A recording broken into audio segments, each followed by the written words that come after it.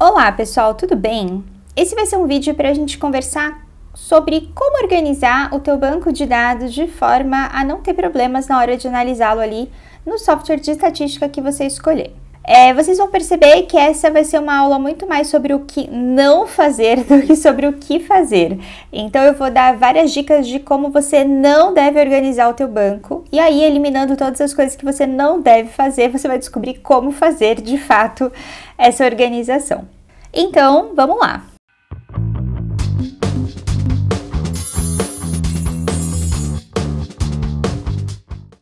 Já vou aproveitar para dizer uma coisa que algumas das dicas que eu vou dar aqui talvez sejam óbvias para você, mas eu te garanto que elas não são óbvias para todo mundo. Todas as dicas que eu vou passar aqui, todos os erros que você não deve cometer, que eu vou comentar aqui, foram baseados em bancos que eu já tive contato ao longo da minha vida. Então, acredite, às vezes as coisas que são aparentemente óbvias ali precisam ser ditas.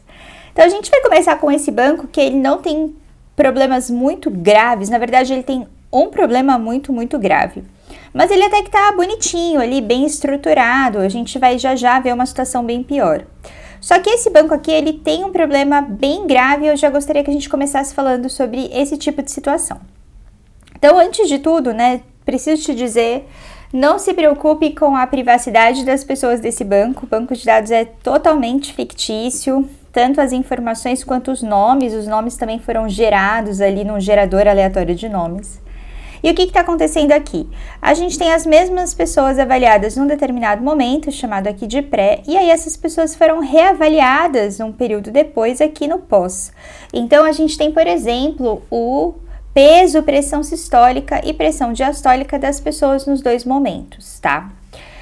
Aqui ainda eu pensei em coisas que seriam provavelmente aferidas por outra pessoa, como peso, pressão sistólica, pressão diastólica, mas você poderia pensar, por exemplo, num questionário que você passou, um questionário para um mesmo grupo de pessoas em dois momentos, Então, o que está acontecendo aqui? Qual é o problema com esse banco? Então, a gente tem aqui o pré e o pós e eles estão em abas diferentes, Então, a gente tem aqui um banco com o pré, um banco com o pós. Isso não é para ser um grande problema, tudo bem, o que acontece é que se a gente quiser comparar, por exemplo, o peso pré com o peso pós, a gente precisa que esses pesos estejam na mesma planilha, no mesmo banco de dados aqui. Eles não podem estar em abas diferentes que a gente não vai conseguir relacionar essa informação. Então, o que a gente teria que fazer, se a gente tivesse esses dois bancos aqui, seria uni-los e então submeter esses dados aí à análise que a gente gostaria de fazer. Só que aqui existe um problema muito grave que eu já vi acontecer. Quando a gente pega aqui o momento pré, as pessoas preencheram o nome delas bonitinho, direitinho aqui. No entanto, quando a gente vem aqui para o momento pós, as pessoas preencheram meio incompleto. Então, por exemplo, veja que a gente tem aqui, duas Anas que só preencheram Ana. Para a gente conseguir juntar isso com a informação do pré, a gente teria que saber que Ana é essa, E tendo apenas a informação Ana, a gente não sabe. Então, beleza, eu sei que tá faltando aqui, deixa eu ver. Tá faltando a Ana Rocha, é isso? Isso, Ana Rocha e Ana Dias. São as que estão sem sobrenome nessa segunda. Só que eu não tenho como saber se essa aqui é a Ana Dias ou não, Ou se é essa aqui que é a Ana Dias. Eu não tenho como saber. As Giovanas aqui, Giovanas com dois N's preencheram também só Giovana. Ou aqui, um Pedro preencheu só Pedro. Esse aqui ainda beleza, porque o outro Pedro preencheu direito. Mas, então, veja que isso é um problema muito sério. Se a gente monta o banco de dados dessa forma, se a gente não se preocupa com ter aqui um identificador, a gente simplesmente vai perder esses dados, porque vai ser impossível a gente relacionar corretamente aqui com a situação anterior, com a outra parte do banco. Então, a primeira dica é muito cuidado se você for coletar em momentos separados, Você precisa ter algo que de fato identifique aquele sujeito. Então, se você vai pegar um questionário que a pessoa preencha, você vai ter que pedir algo que realmente identifique ela. Pode ser, por exemplo, o CPF, se isso for uma questão que tudo bem, né, pela lei lá de proteção de dados, ou de repente o e-mail dela, porque aí sim a gente consegue juntar essas informações, a gente vai ter um identificador único para cada pessoa. Agora, dessa forma aqui é complicado. E assim, claro, você pode ter colocado ali no questionário para a pessoa, por favor, preencha seu nome completo. A pessoa não vai preencher o nome completo dela. Então, cuidado com isso. Quando a gente tem esse tipo de situação, isso é irreversível. A gente perdeu aquele dado que a gente não consegue juntar, ok? Bom, vamos então para as outras dicas. Então, nesse banco aqui, eu tô assumindo que a gente já resolveu aquele problema. A gente tem aqui um identificador, ó, totalmente anônimo para as pessoas, para cada pessoa do banco, né? E a gente já juntou as informações pré e pós. Então, aqui, ó, tem o peso pré e pós, pressão pré e pós. Então, esses dois problemas que eu acabei de mencionar foram resolvidos. No entanto, esse banco tem muitos outros problemas. Então, vamos lá. Qual é o primeiro problema aqui? Então, imagina que aqui a gente tem dois grupos de pessoas, a gente tem pessoas controle, do grupo controle e do grupo intervenção. E aí, a primeira coisa é que essa informação de quem é controle e quem é intervenção não está escrita no banco. Só que daí a pessoa, né, fala assim pra você, não, mas o que acontece é o seguinte, ó, todo mundo que eu pintei de laranja é controle, todo mundo que eu pintei de azul é intervenção. Gente, isso acontece tanto. Eu entendo um pouco a lógica por trás desse raciocínio, que é a gente, como pessoa, vê mais fácil essa diferença, né? Ah, laranja é um grupo, azul é outro grupo. No entanto, nenhum programa de estatística, nem R, nem SPSS, nem JASP, nem JAMOV, nenhum programa de estatística lê cor, tá? Então, qualquer informação importante não pode ser determinada por cor. Eu até vou um pouco além, vou dizer que nenhuma informação importante do teu banco pode ser determinada por formatação, seja a cor do fundo da célula, que é o que está acontecendo aí nesse azul laranja, seja a cor do texto, como por exemplo aqui esse vermelho, a gente já vai conversar sobre ele, ou ainda coisas como esse taxado aqui, tá vendo? Que é uma formatação. Então, se tem uma informação importante, ela tem que estar representada na forma de texto, ela tem que ser transformada numa variável, tem que ter uma coluna para ela.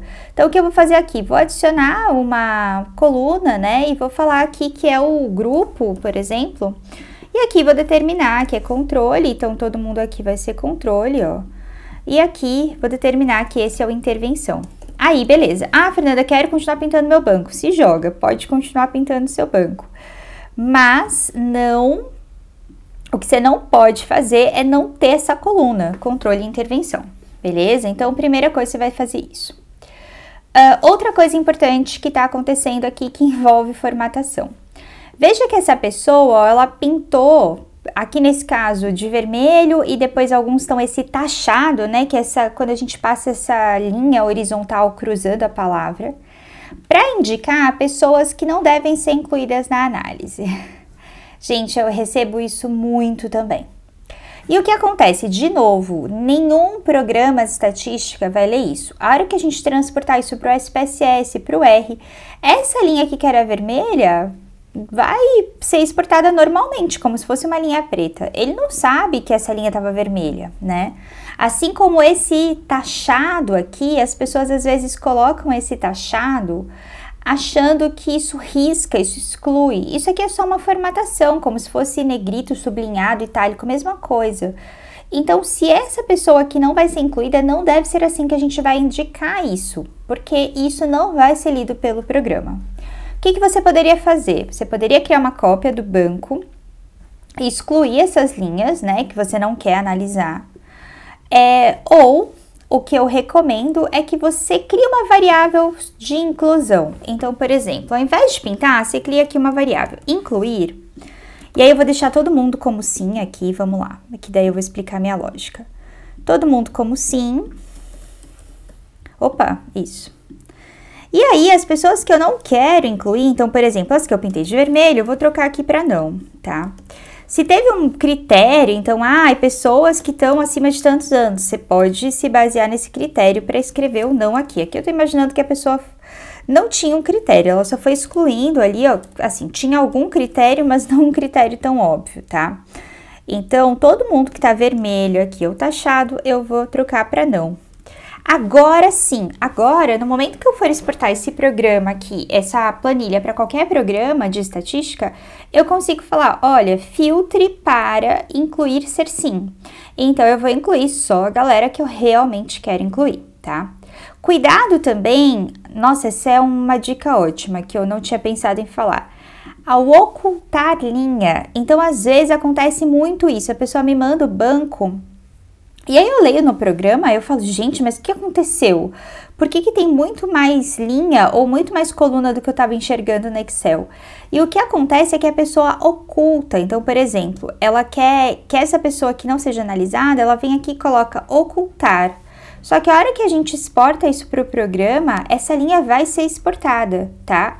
Assim como se a gente falar, não quero analisar a variável altura e ocultar aqui, ó, a coluna altura, ela não foi eliminada, ela continua aqui, ela só ficou, tipo, com uma largura zero, então ela desaparece, mas ela continua existindo.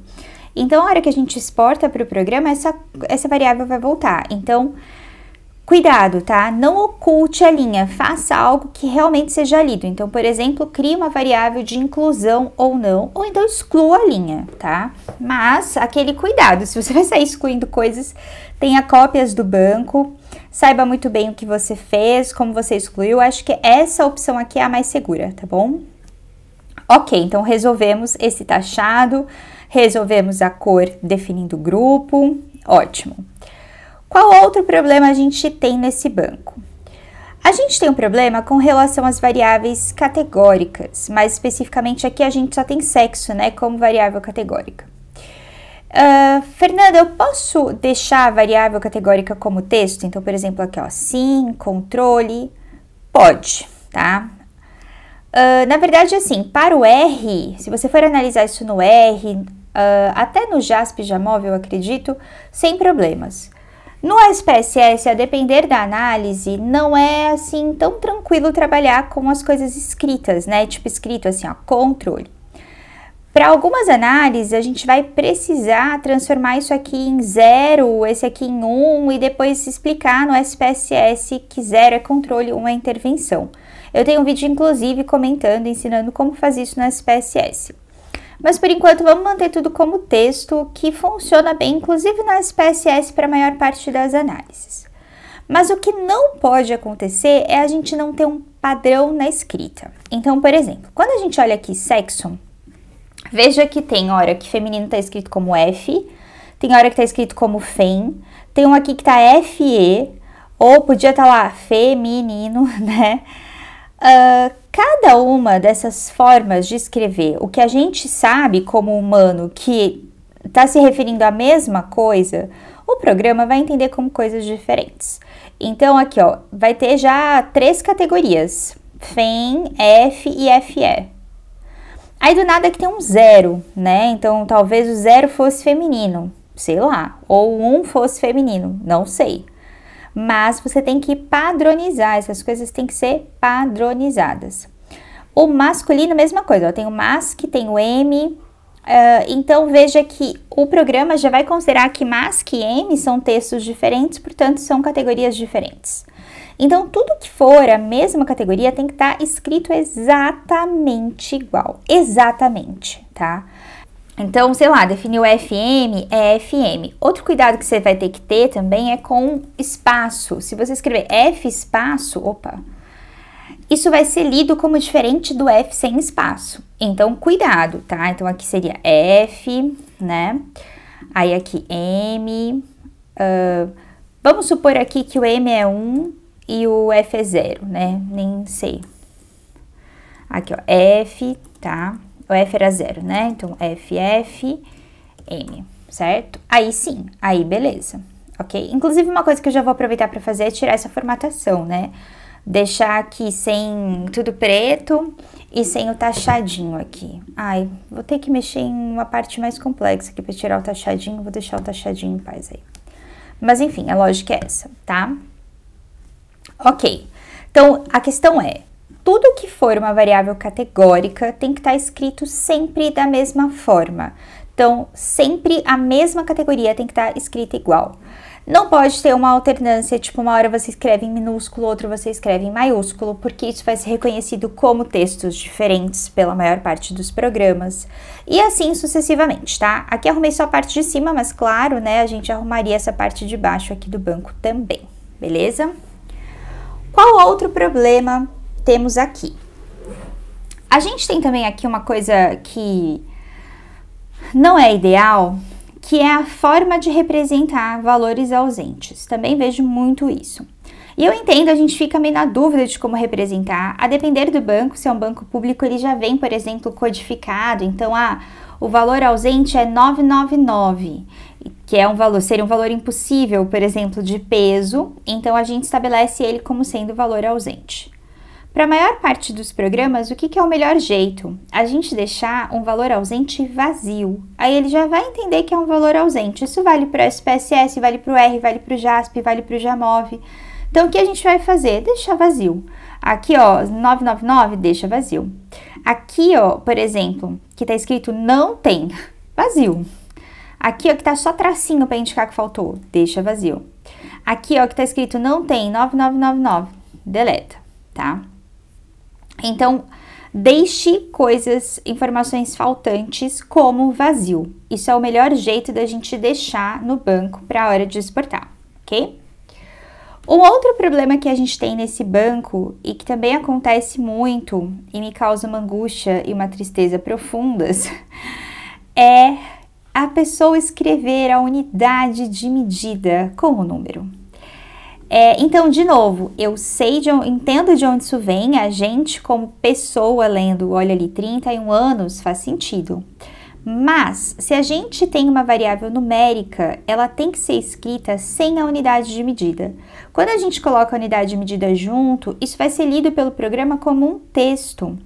Ele não vai conseguir pegar esse 31, por exemplo, e fazer uma conta com o 31. Ó, até para te mostrar, vou fazer o seguinte. Se eu pego aqui, ó, e peço para o Excel fazer uma média desses 3 valores, ó, ele vai fazer. Agora, se eu pedir para ele fazer uma média e incluir esse aqui, ó, ele fez. Ah, por que ele fez? Ele já não incluiu essa aqui, tá vendo? Ele simplesmente desconsiderou esse 31 anos, porque ele não consegue usar o 31 anos, né?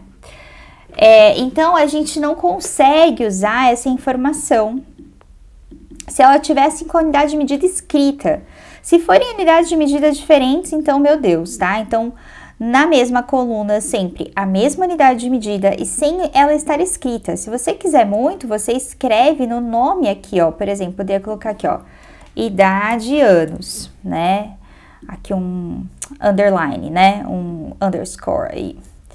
Então, você vai apagar isso aqui, vai deixar tudo bonitinho, tudo sem unidade de medida, porque a hora que a gente tira a unidade de medida, isso fica realmente uma variável numérica, a gente consegue fazer conta com ela, beleza?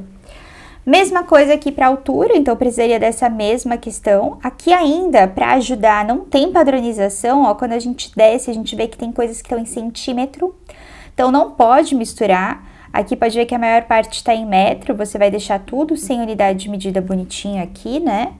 E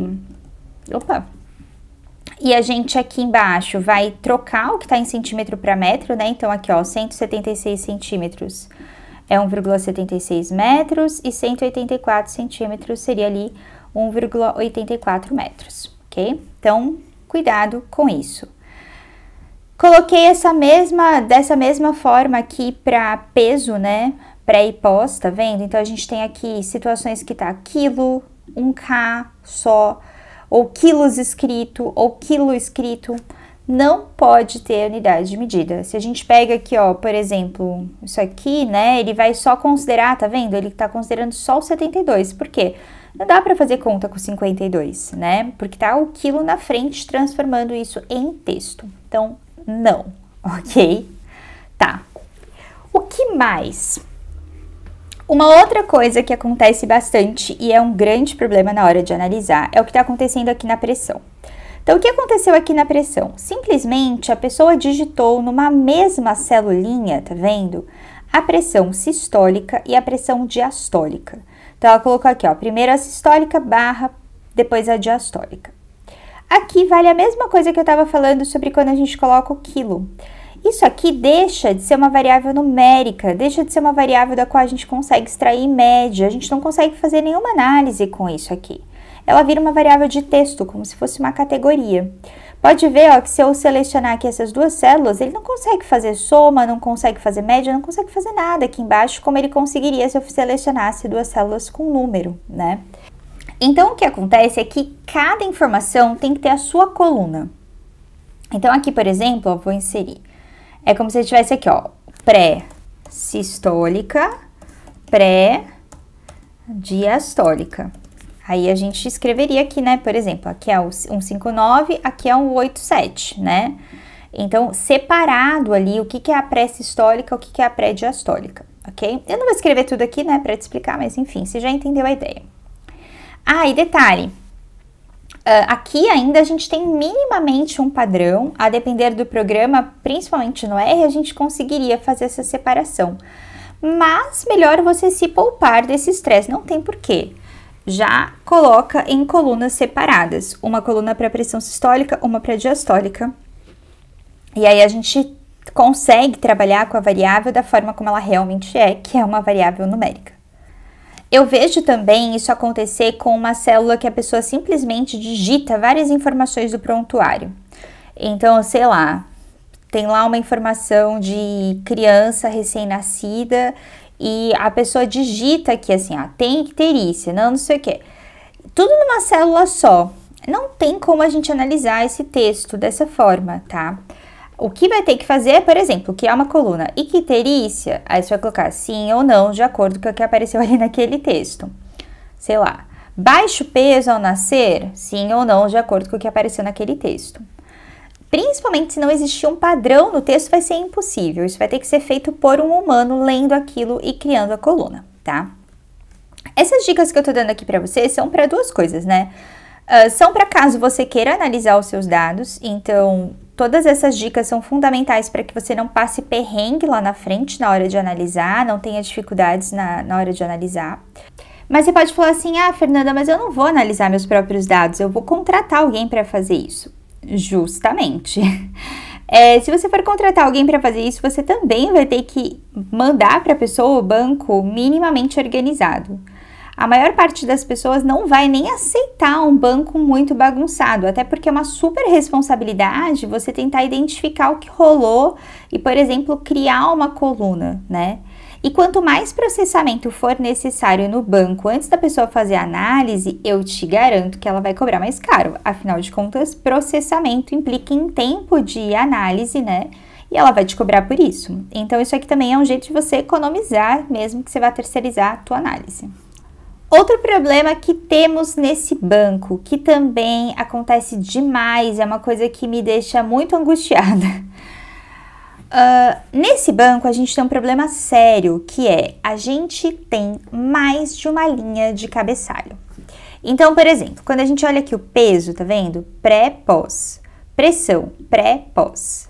Aqui, de novo, vale o que eu já estava falando para vocês. Eu entendo totalmente a lógica, entendo que isso é uma forma muito legal da gente visualizar, né? Ó, peso pré-pós, pressão pré-pós. Mas a gente está pensando como humano. E a gente não pode, na hora de organizar o nosso banco, pensar como humano. A gente tem que pensar como o programa vai pensar. E o que acontece é que o programa de estatística não vai conseguir ler duas linhas de cabeçalho. Ele vai ler uma linha só. Então, por exemplo, a gente pode excluir essa linha aqui, né, e ficar só com essa de baixo. Só que já sacou qual é o problema que vai acontecer? Aqui ficou pré-pós, pré-pós. Ou seja, a gente vai ficar com colunas com o mesmo nome. Vai ficar sem saber o que seria esse pré, o que seria esse pré. Então, o que a gente vai ter que fazer é dar um nome que identifique de fato numa única linha. Então, peso pré, por exemplo, aqui peso pós, aqui eu vou chamar de pressão pré. Lembrando que você teria que ter separado também essas duas pressões aí, né? Mas tô assumindo que você já fez essa parte. Pressão pós, tá vendo? Agora sim, a gente pode pegar isso aqui, ó, excluir e pronto. aí beleza, né? Aí a gente não tem mais, a gente pode exportar, tá bonitinho, com uma linha de cabeçalho só. Tem outros dois problemas nesse banco.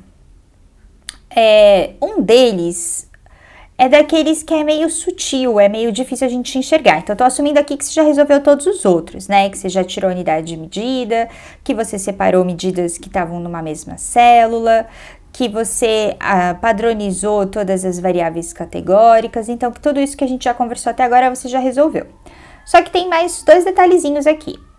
O primeiro é uma coisa que vira e mexe eu não reparo, e aí eu só reparo quando eu exporto o banco para algum programa de estatística. Eu falo, meu Deus, o que aconteceu? Por que apareceu aqui uma coluna fantasma? Então, nesse banco, nós temos ela, a coluna fantasma. Veja que a pessoa aqui, para dar um espacinho, e de novo, entendo, porque ela está pensando como pessoa e não como programa de estatística, ela deu aqui umas coluninhas, ó, de espaço. Então, tem aqui uma coluna G, uma coluna J de espaço. Só que a hora que a gente exporta isso para o programa, isso vai ser lido como uma variável que está toda vazia, né? Inclusive, o programa vai acusar um erro que, poxa, não tem nome nessa variável, nananã. Então, não deixe colunas vazias no seu banco. Vou selecionar aqui as duas colunas específicas, ó, e vou excluir, tá vendo? Pronto, resolvido. Um outro problema que ainda existe nesse banco, e esse você às vezes só vai reparar também quando você exportá-lo, é que a pessoa que estava trabalhando com ele, ela fez uma coisa. Ela calculou média aqui embaixo. Então, ela falou assim, eu queria saber qual é a média de peso antes e depois para o controle e para a intervenção. Uma pergunta válida, então ela veio aqui no Excel e fez a média. E largou aí no banco. Só que isso aqui também é um problema. Porque o que vai acontecer? A hora que você exportar, ó, a média tá na coluna ID, tá vendo? Ela vai ser exportada como se fosse um ID. Aí, aqui no meio da altura, vai aparecer ali um controle ou uma intervenção. Isso já vai estragar a tua importação. Essa variável vai ser tratada como texto, porque tem um texto no meio dela, né? O programa não sabe que isso aqui é só medida resumo. Até porque ele não lê cor, ele não sabe que na tua cabeça o banco acabou aqui. Ele vai considerar que controle e intervenção fazem parte dessa coluna e, portanto, são alturas. E se tem uma coisa chamada controle e uma coisa chamada intervenção na altura, então a altura deve ser um texto. Pronto, já bagunçou tudo.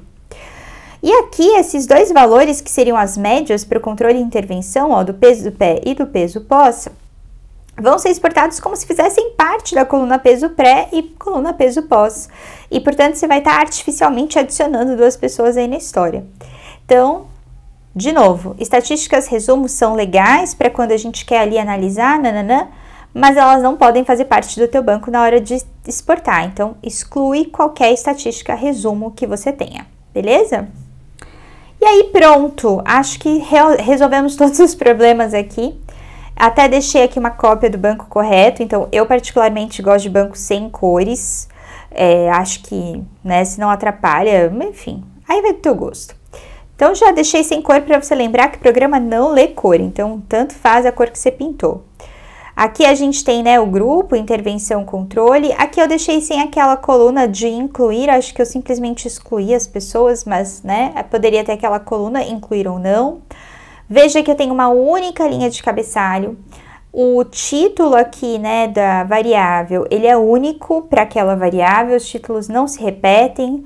Então, ó, peso pré, peso pós, pressão sistólica pré, pressão sistólica pós, pressão diastólica pré, pressão diastólica pós.